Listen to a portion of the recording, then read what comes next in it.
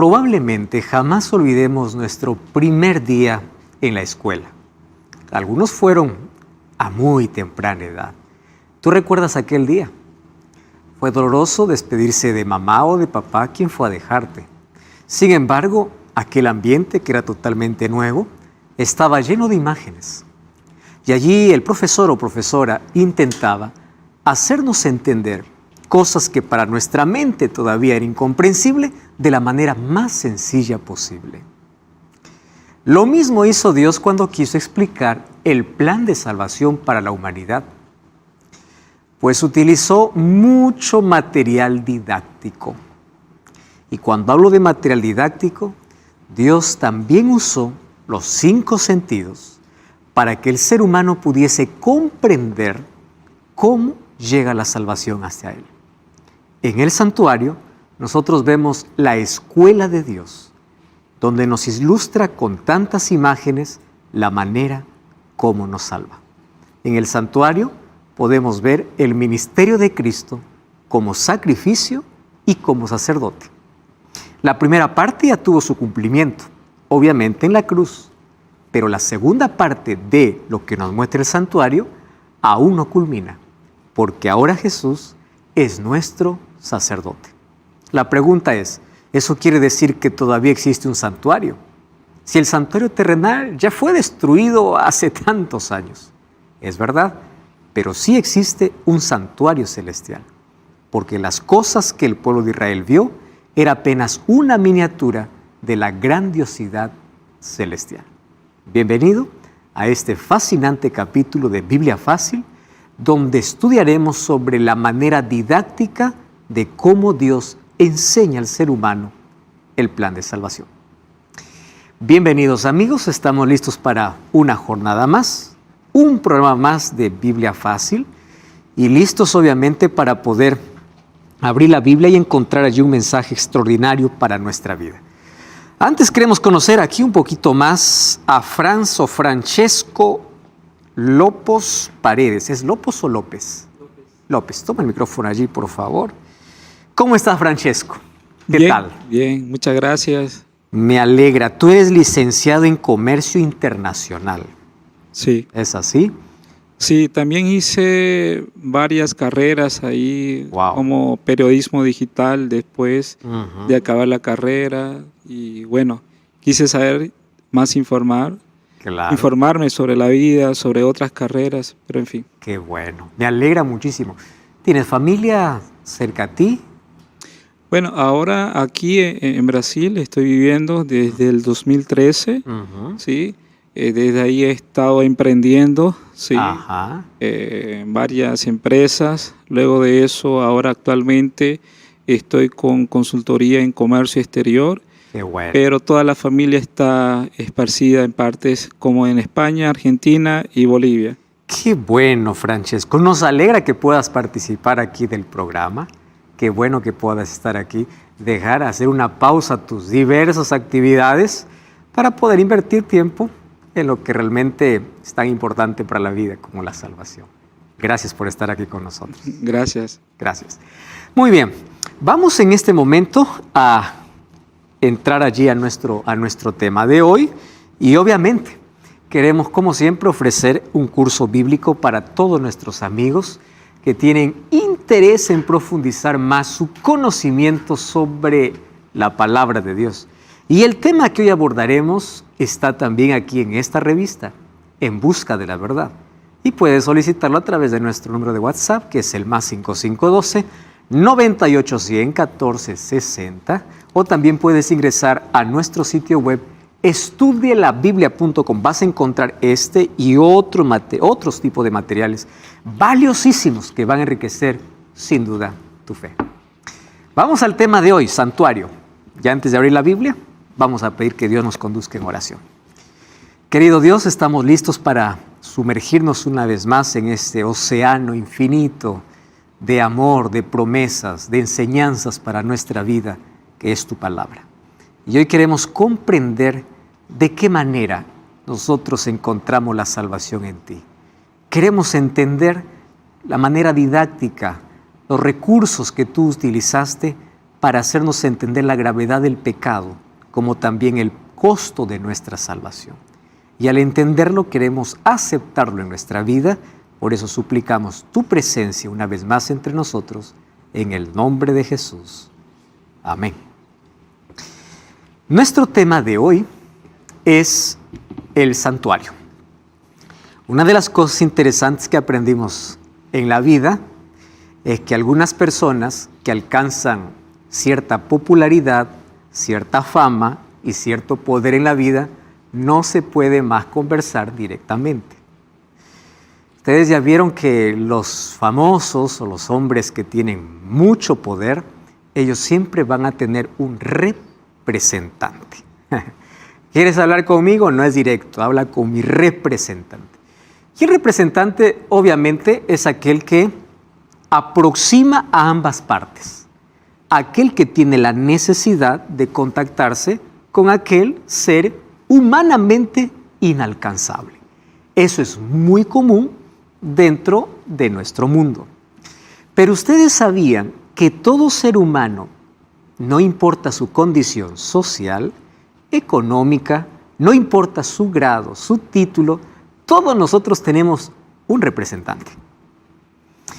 Y es el mayor representante de todos. ¿Quién es ese representante? Es Cristo. ¿Y qué cosa nos representa? ¿Por qué es el representante? Porque Él aproxima ambas partes. El ser humano pecador ante la presencia directa de Dios. ¿Y por qué Él llega a ser nuestro representante? Porque es el único que tiene dos naturalezas.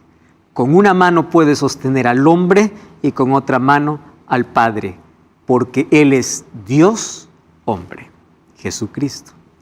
Ahora, qué interesante es que cuando nosotros vamos hacia el santuario, entendemos cómo es que Jesús nos representa y por qué.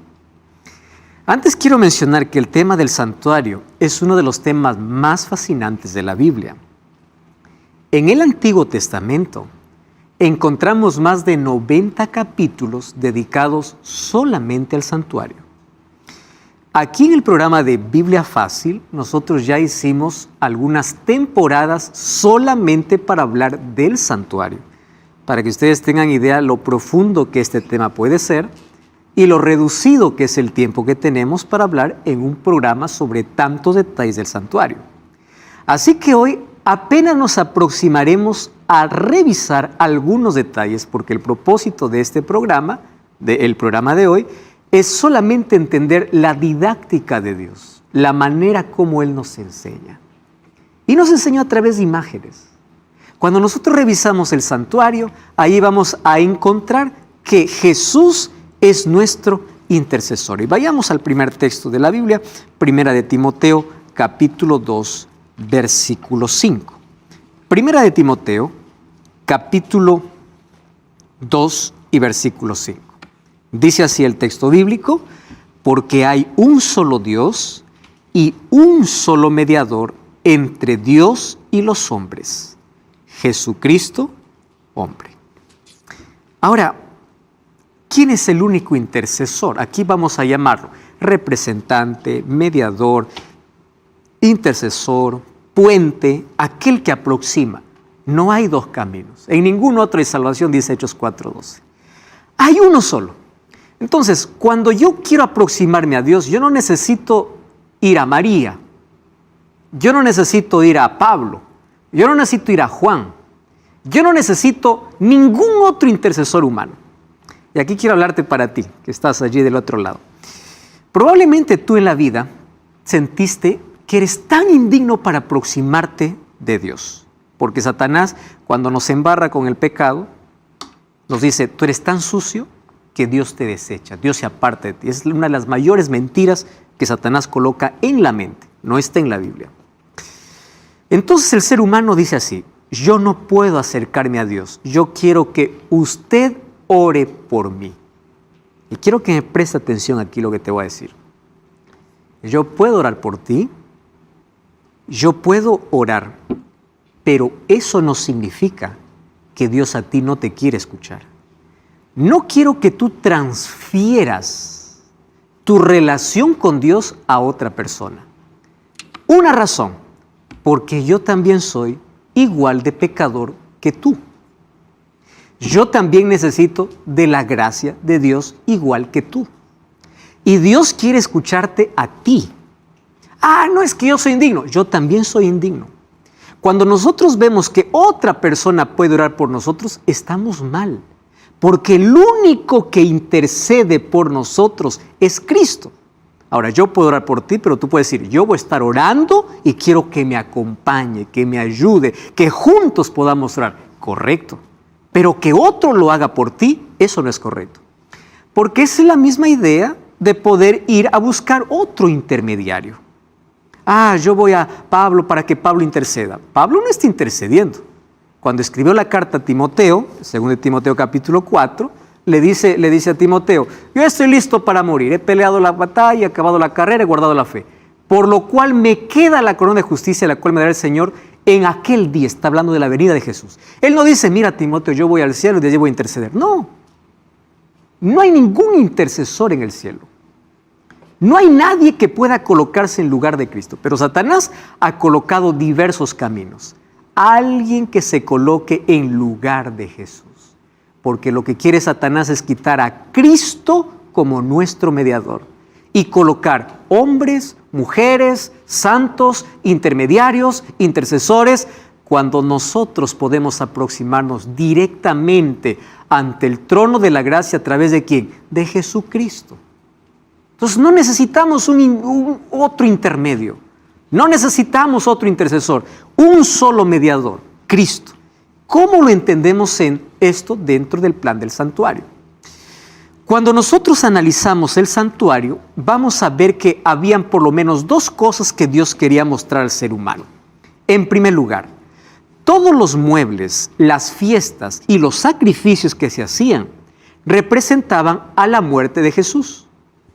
Pero por otro lado, también quería mostrar que el hecho de que exista sacerdotes en el santuario mostraría un segundo ministerio de Cristo, el ministerio de intercesión. A ver, voy a ilustrar aquí de la siguiente manera. Cuando nosotros vemos el santuario era una tienda, una carpa que tenía 3 divisiones. La primera, la división del atrio, y todas las personas que reconocían su pecado solamente podrían entrar hasta el atrio.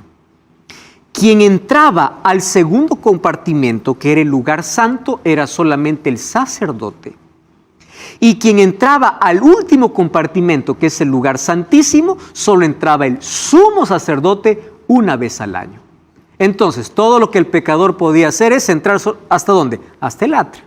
Ahí ofrecía su ofrenda, ahí se ofrecía el sacrificio, pero quien intercedía, quien llevaba la sangre para el santuario, era el sacerdote. Eso representa que Cristo se coloque en mi lugar para morir en mi lugar como sacrificio. Y eso tuvo su cumplimiento ¿dónde? En la cruz. Pero allí no terminó el ministerio de Cristo. Cuando Cristo se fue al cielo, ¿a dónde se fue? Al santuario celestial. ¿Dónde está eso? Eso vamos a verlo ahora en la Biblia. Vamos al libro de Hebreos capítulo 4, versículo 14 hasta el versículo 16. Hebreos capítulo 4, versículo 14 hasta el versículo 16. Presten atención porque esta es la mayor invitación que nosotros encontramos para nosotros hoy. Hebreos 4, 14 hasta el 16. Rebeca, ¿tienes el texto? Puedes leer, por favor. Por lo tanto, ya que tenemos un gran sumo sacerdote que entró en el cielo, Jesús, el Hijo de Dios, aferrémonos a lo que creemos. Nuestro sumo sacerdote comprende nuestras debilidades, porque enfrentó todas y cada una de las pruebas que enfrentamos nosotros. Sin embargo, Él nunca pecó. Así que acerquémonos con toda confianza al trono de la gracia de nuestro Dios. Allí recibiremos misericordia y encontraremos la gracia de Dios que nos ayudará cuando más la necesitemos. Muy bien. ¿A quién tenemos como sumo sacerdote? A Jesús. ¿Dónde está? En el cielo. No dice que alguien se acerque por ti, tú acércate. Y cuando te acercas a ese trono de la gracia, vas a recibir 2 cosas. Gracia, 3 cosas. Gracia, misericordia y socorro. ¿Cuándo sucede eso? Cuando nos acercamos a nuestro sacerdote o sumo sacerdote. ¿Quién es? Jesucristo. Vamos para ello a analizar, para entender esta invitación que hace aquí el escritor, cómo es que funcionaba el santuario. Déjenme hacerles un repaso muy breve de por qué Dios mandó construir un santuario. Cuando el pecado entró, abrió un abismo entre el ser humano y Dios. Dios ya no podía más comunicarse con el ser humano. Dios levantó profetas, eso ya vimos, a través de ellos vino la Biblia. Solo que Dios siempre quiso vivir con el ser humano. Es una de las cosas más lindas, ¿no? Dios siempre buscando al ser humano. El ser humano nunca busca a Dios, es Dios buscando al ser humano. Un día Dios le dice a Moisés, cuando ya los libertó de la esclavitud de Egipto, cuando está en el desierto, le dice así: hazme un santuario. ¿Qué cosa sería un santuario? Hazme una carpa para mí. Porque todas las tribus, todos los que estaban en el desierto, estaban en sus carpas. Pero le da una orden y le dice: hazme un santuario porque yo quiero vivir en medio de ustedes. Miren la compasión y la ternura divina. Yo quiero vivir con ustedes. Yo quiero que me hagas una carpa para mí. Y ustedes saben que las 12 tribus de Israel estaban divididas, obviamente, en 4 grupos. Cada grupo tenía 3 tribus. Y el santuario fue colocado en el centro del campamento. Y todas las carpas del pueblo estaban con la puerta ¿hacia dónde? Hacia el santuario. Entonces, cuando un israelita abría la puerta, ¿qué es lo primero que veía? Dios. Dios está con nosotros. Dios nos acompaña. Dios nos guía. Era el santuario que les daba seguridad. Entonces el propósito es: hazme un santuario. Pero aquí hay un detalle importante. Vamos a Éxodo capítulo 25. Vamos al versículo 8 y versículo 9. 25, 8 y 9. Ahí dice: harán un santuario para mí y habitaré en medio de ellos. Versículo 9. Conforme a todo lo que yo te muestre, el diseño del tabernáculo y el diseño de todos los utensilios, así lo haréis. Miren el versículo 40 del capítulo 25. Mira y hazlo conforme al modelo que te ha sido mostrado en el monte. Entonces viene la pregunta: ¿qué modelo es el que vio Moisés y del cual tendría que hacer nuevamente una réplica allí en el desierto? ¿Qué cosa es lo que vio? Dios le mostró el santuario celestial. Porque lo que hizo Moisés aquí en la tierra es una maqueta, es una miniatura de la grandiosidad del santuario que existe en el cielo. ¿Cómo sabemos que Moisés vio el santuario celestial y lo que hizo en la tierra fue apenas una miniatura? Vamos a Hebreos. Miren lo que dice Hebreos. Hebreos capítulo 8, versículo 1 y versículo 2. Hebreos capítulo 8, versículo 1 y versículo 2.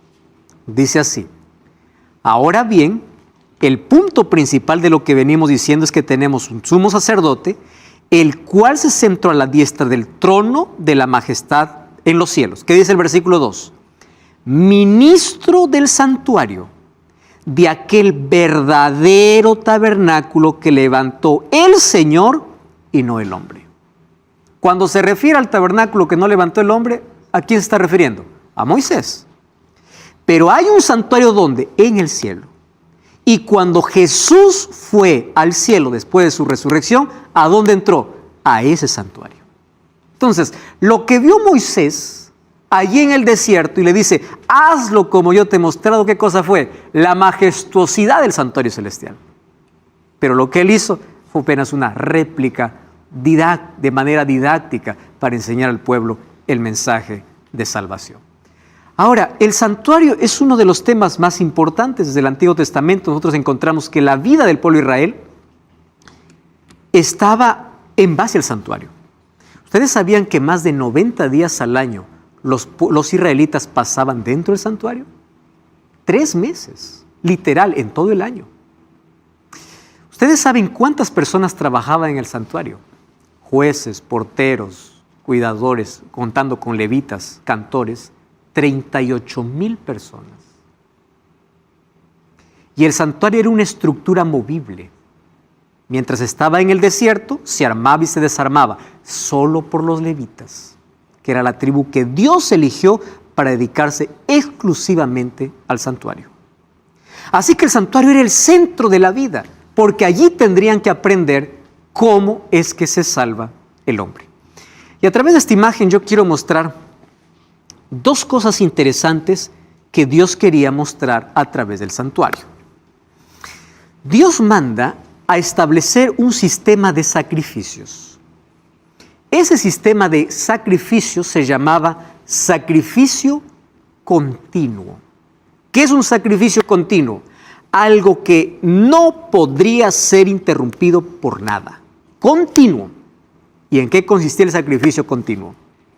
Los sacerdotes todos los días tenían que hacer dos sacrificios a favor del pueblo.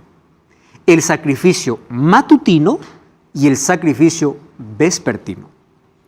El sacrificio matutino sucedía a las 9 de la mañana. El sacerdote tomaba corderos, los degollaba y los colocaba sobre el altar. Y sobre el altar era quemado, la sangre era derramada y el cordero era quemado. Todos los días. No había un solo día que los israelitas no puedan oler ese olor a carne quemada, ver ese humo que sube al cielo y ver la sangre que se derrama sobre el altar. Todos los días. Era el sacrificio a favor del pueblo. ¿Desde cuándo comenzó el sistema de sacrificios? Desde el momento que Dios cubrió a Adán y Eva con pieles de cordero. Ustedes se acuerdan que cuando ellos quisieron solucionar su problema, fueron a coser hojas de higuera. Eso no sirve para nada. Y quien hizo el primer sacrificio no fue Dios, fue Adán. Ustedes saben que Adán tuvo que ser partícipe del primer cordero muriendo.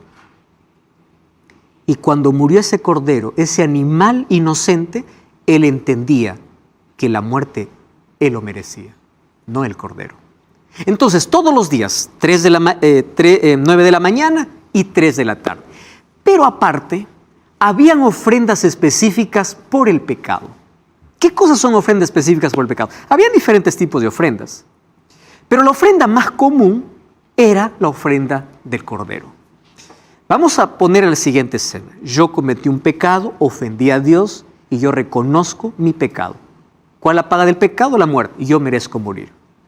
Pero como el santuario me enseña que alguien muere en mi lugar, yo me iba hacia el corral y tenía que elegir el cordero más perfecto, aquel que no tiene ni un solo defecto.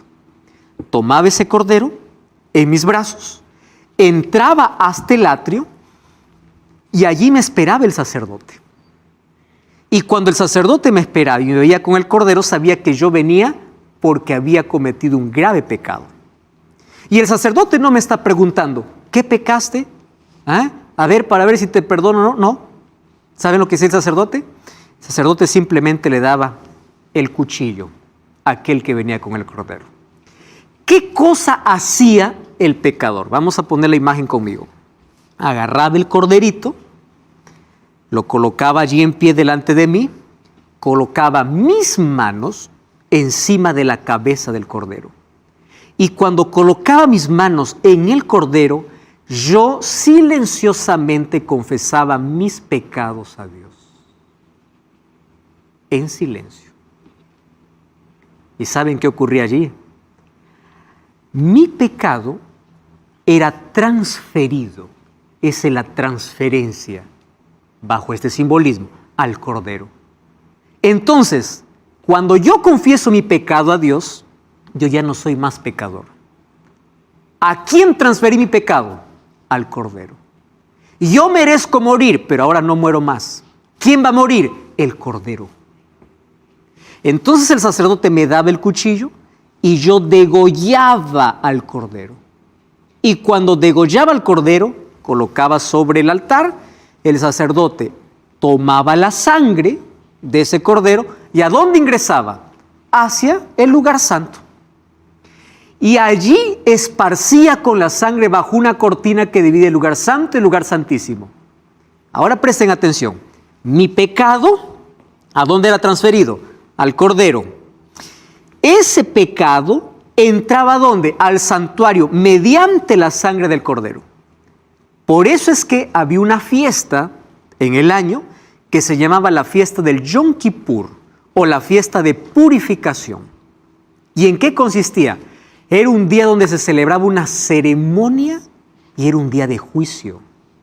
Y en ese día se limpiaba simbólicamente el santuario. ¿Por qué se limpiaba? Porque durante todo el año los pecados entraban a través de la transferencia por medio de la sangre del Cordero.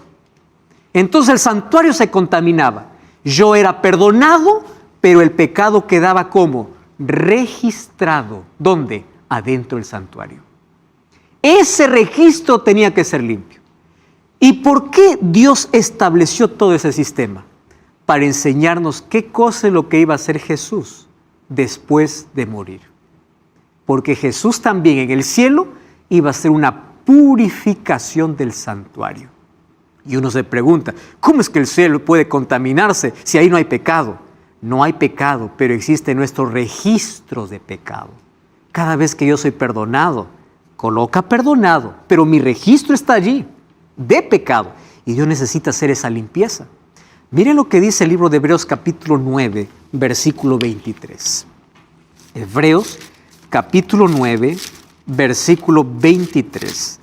Es impresionante porque ese texto me aclara este asunto. Dice así el texto: fue necesario que las figuras de las cosas celestiales fuesen purificadas. Ya no está hablando del santuario terrenal, está hablando del santuario celestial. Pero las cosas celestiales con mejores sacrificios. Claro, porque ¿cómo se limpiaba el santuario terrenal? A través de sangre de corderos. ¿Y cómo se limpiará el santuario celestial? A través de un mejor sacrificio. ¿Cuál es el sacrificio? El sacrificio que Jesucristo hizo. O sea, todo lo que se hacía en el santuario terrenal era una figura de lo que acontecería con el sacrificio de Cristo, porque Él representaba el Cordero, pero también con la otra fase de su ministerio, porque Él sería mi sacerdote y sumo sacerdote para hacer una limpieza de registro de pecados en el santuario celestial. A eso es lo que la Biblia lo llama de juicio. Para entender el juicio, necesitamos entender el tema del santuario. No cambies el canal, vamos a una brevísima pausa y ya regresamos. Biblia Fácil. Muy bien, aquí continuamos entonces viendo el tema sobre el santuario. Y hablando del santuario, queremos encontrar o ver un poquito la estructura de cómo era el santuario. Antes, Valeria tiene una pregunta. Sí, bueno, capaz que me salga un poquito del contexto, pero, a ver, habíamos leído una palabra acá, ya no me acuerdo cuál, porque ya leímos bastantes, donde dice, bueno, que no necesitamos un intercesor, tenemos que directamente hablar con Jesucristo. Uh-huh. ¿Por qué la Iglesia Católica busca poner intercesores, ¿no? O sea, cientos veces que la Iglesia Católica le da más importancia a Nuestra Señora que a mismo Jesús, sí, y también colocando también a santos o personas que pasaron durante la historia y tal vez fueron importantes, sintieron la presencia del Señor, pero nada, o sea, las canonizaron, las hicieron santas. Valeria, lo que pasa es que en la Biblia nosotros encontramos un poder antagónico que se levanta en contra de Dios. La Biblia tiene varios nombres para demostrar ese poder, pero una de las más comunes se llama anticristo. ¿Qué es anticristo? Aquel que se quiere colocar en lugar de Cristo. Por eso es que hoy encontramos un sacerdote donde tú puedes confesar tus pecados para que por medio de él recibas el perdón. Podemos encontrar intermediarios como los diversos santos, por más virtuosos y una vida digna que hayan vivido, no son intercesores. Entonces, lo que pasa es que a través de la historia, varias tradiciones paganas fueron introducidas dentro del mundo cristiano. Y es allí donde, obviamente, hasta ahora se conserva. Hubieron otras cosas peores. La venta de indulgencias, que era la venta del perdón. Tú me pagas algo y yo te doy por adelantado el perdón. Peca lo que quieras, pero primero plata. Se llegó a vender el perdón en el tiempo de la Edad Media. O sea, cosas así para sacar el sacrificio de Cristo y para sacar a Cristo como el intercesor. ¿De dónde viene todo eso? Pues Satanás está detrás de todo eso, porque él no quiere que vayas a Jesús. Quiere que vayas a cualquier otro lugar menos a Cristo, porque aquel que va a Cristo encuentra salvación. Entonces, lamentablemente, es la razón. Ahora, vamos allí a encontrar que en la estructura que tenía el santuario, era interesante ver la manera como Dios manda construir a Moisés, porque Dios le explica cuáles serían las medidas, los materiales y los muebles que éste tendría. Ya dijimos que los sacrificios se realizaban en el atrio, pero luego había un segundo compartimento que era el lugar santo. Y en el lugar santo habían 3 muebles. Había un candelabro de oro, había una mesa con 12 panes y había otro altar, que era el altar de incienso. Todo esto tenía una representación simbólica de Cristo. Aquí el candelabro de oro, ya el Espíritu Santo, el pan, Jesús como el pan de vida, y aquí el incienso que representaba las oraciones de los santos. Luego tenemos otro compartimento que era el lugar santísimo, donde ingresaba solamente el sumo sacerdote una vez por año y donde había un solo elemento. Era el arca del pacto, el arca de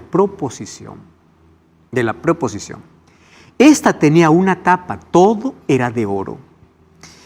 Y al pie de la tapa, en esa caja, había la vara de Aarón que floreció, un poco de maná y la ley de Dios. La ley que Dios entregó a Moisés. ¿Dónde colocó su ley? Dentro del arca. ¿Dónde estaba? En el lugar santísimo. Pero esto nos enseña el camino de salvación. ¿Cuál es el camino de salvación? Miren acá. Aquí está una maqueta de lo que sería el santuario.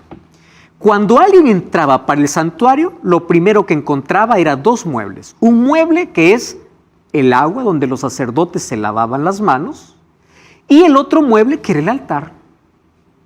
Todo esto representaba ¿qué cosa? Representaba a Jesús. Jesús es el agua que purifica y Jesús es el sacrificio. ¿Dónde está el sacrificio de Cristo? En el atrio, en la primera parte del santuario. Pero también esta agua puede representar el bautismo. Miren, cuando una persona viene de afuera para el santuario, vamos a decir, para formar parte del pueblo de Dios, de la familia de Dios, ¿qué es lo primero por donde tiene que pasar? Por el sacrificio. ¿Qué significa esto? Nadie puede entrar al santuario sin primero haber aceptado ¿qué cosa? El sacrificio de Cristo.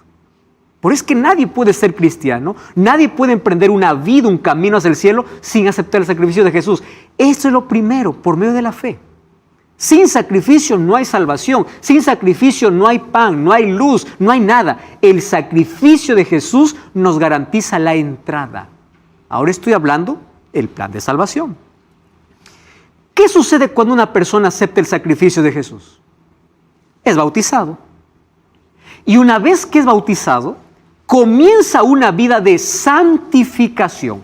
Toda esta primera parte nosotros lo llamaremos el camino de justificación, donde acepto el sacrificio de Cristo y recibo el perdón de Dios. Pero Dios no solo me justifica, Él también me santifica. ¿Qué sucede después de mi bautismo? Yo tengo que entrar ¿a dónde? Al lugar santo. ¿Y qué cosa en el lugar santo? Una vida de comunión. ¿Qué cosa tengo que consumir? El pan de vida que representa a Cristo. ¿Qué cosa tengo que pedir? El Espíritu Santo que me guía. ¿Qué cosa tengo que hacer? Orar constantemente. Si ustedes aquí se dan cuenta, hay 3 elementos. Oración, palabra de Dios y el Espíritu Santo. Esa es una vida ¿de qué? De santificación. Y esto es continuo. Pero una vez que el cristiano vive bajo estos símbolos en su vida, ¿qué cosa, a dónde se dirige? ¿Qué cosa es lo que tiene que hacer después? Entrar directamente a la presencia de Dios, que es el lugar santísimo. ¿Y qué cosa está en el lugar santísimo? La ley de Dios. Presten atención aquí. Cuando Satanás dice que la ley no existe, te está rompiendo todo el proceso. todo el camino que tienes que transitar. La ley de Dios no está en la puerta, no está en el lugar santo. ¿Dónde está? En el lugar santísimo. Es decir, aquellos que llegan a la presencia de Dios y van a morar con Él eternamente son aquellos que aceptaron su gobierno. ¿Y cómo se acepta el gobierno? Aceptando su voluntad. ¿A través de qué? De su ley. Presten atención. Aquí somos salvos por la gracia de Dios, a través del sacrificio.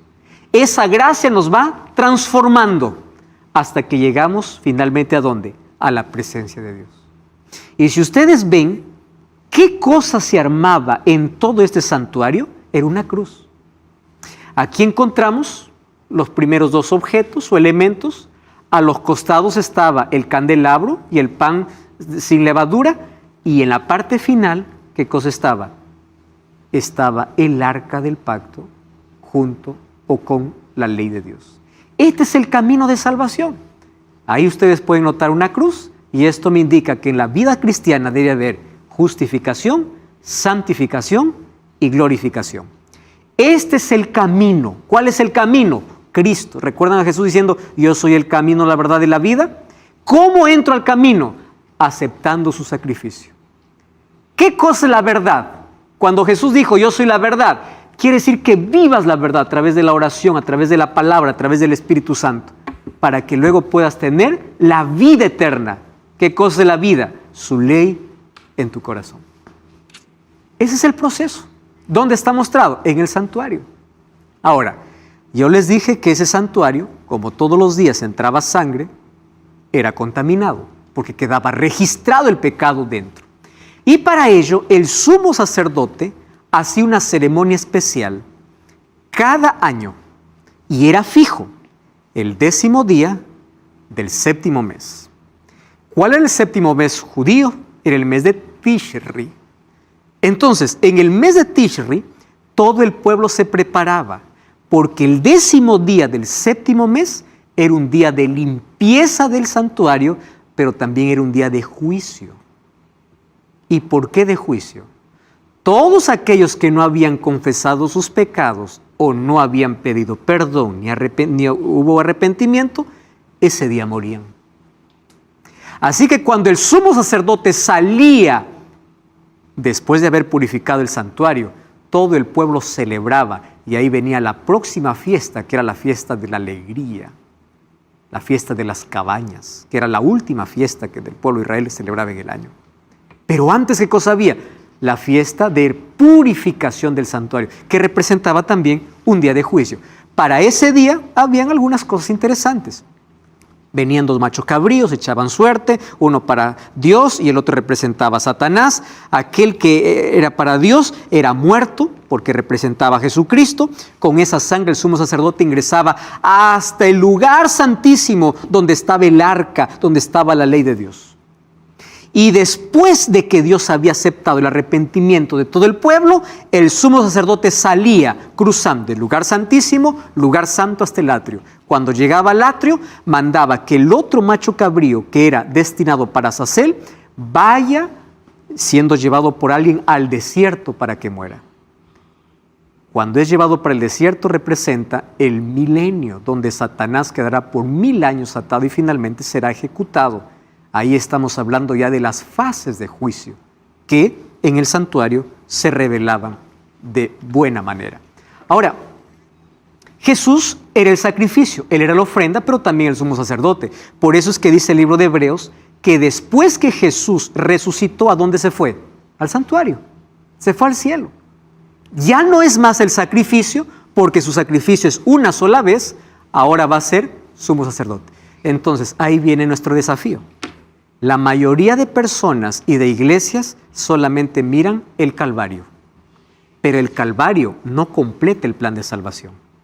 El Calvario es parte del plan. ¿Dónde Jesús continúa su obra? En el santuario.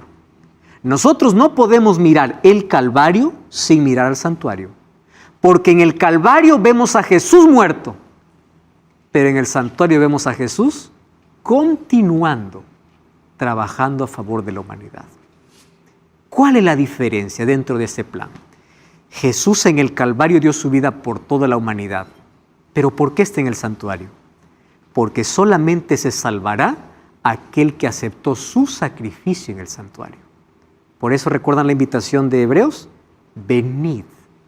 ¿A quién? A nuestro sumo sacerdote. ¿Qué vamos a encontrar? Gracia, misericordia y oportuno socorro. ¿Por qué? Porque la sangre de Jesús no funciona de manera automática. La sangre de Jesús tiene que ser aplicada. La sangre de Jesús tiene que ser aceptada por medio de la fe. Entonces yo me voy a Cristo y le digo, Señor, acepto tu sacrificio, quiero tu perdón. Él aplica su sacrificio en mi vida. Entonces, cuando yo me acerco al santuario, el sacrificio del Calvario tiene valor. ¿Por qué creen que muchos se perderán? Porque la mayoría no aceptó ese sacrificio. Y aunque su sacrificio era suficiente para salvar a todos, solo se salvarán aquellos que se aproximaron delante de Dios al santuario. ¿Mediante quién? Mediante Jesucristo. Por eso es la importancia de poder entender el asunto del santuario. Cristo como sacrificio cumplió la primera parte en el Calvario, pero ahora continúa ¿dónde? En el santuario. En el cielo está el santuario. Ustedes pueden verificar allí en el libro de Apocalipsis 14, 17, 15, 5, 16, 17, 11, 19. Dice que Juan vio el arca del pacto. Juan vio el santuario en el cielo. Porque el santuario real está en el cielo. Aquel que hizo Dios. Ahora, ¿por qué Dios hizo un santuario en el cielo? ¿Qué cosa para que en nuestra mente pueda estar bien claro ese asunto? El santuario es el palacio administrativo del universo. Digamos que la sede del gobierno de Dios. Es el centro administrativo cósmico. Es el centro de adoración universal. Pero hoy ese santuario también es un centro de juicio. Y la Biblia habla de juicio. Jesús habló de juicio. En el libro de Mateo capítulo 11 dice, ay de ti Corazín, ay de ti Betsaida, si en Sidón se hubiesen hecho los milagros que en ti se hicieron, hace tiempo se hubiesen arrepentido. Así que digo que en el día de juicio, Jesús está hablando de juicio. Y cuando se habla de juicio, 2 Corintios 5, 10, ¿saben qué cosa dice? Ahí 2 Corintios 5 dice, todos podemos comparecer delante del tribunal. Todos vamos a comparecer. Todos vamos a estar delante del juicio. Primera de Pedro 4, 17 dice que ese juicio tiene que comenzar por la casa de Dios. ¿Qué significa la casa de Dios? Por aquellos que creen en Jesús. Porque hay una primera fase de juicio que se llama el juicio investigador. Ese juicio se está realizando hoy en el santuario. ¿Qué significa juicio investigador? Todo aquel que dice creer en Jesús hoy está siendo juzgado. Porque no todo aquel que dice creer se va a salvar. Entonces, ¿cómo es juzgado? ¿Saben que el juicio para nosotros es buena noticia? ¿Por qué es buena noticia? Romanos 8:1 dice, ninguna condenación hay para los que están en Cristo Jesús.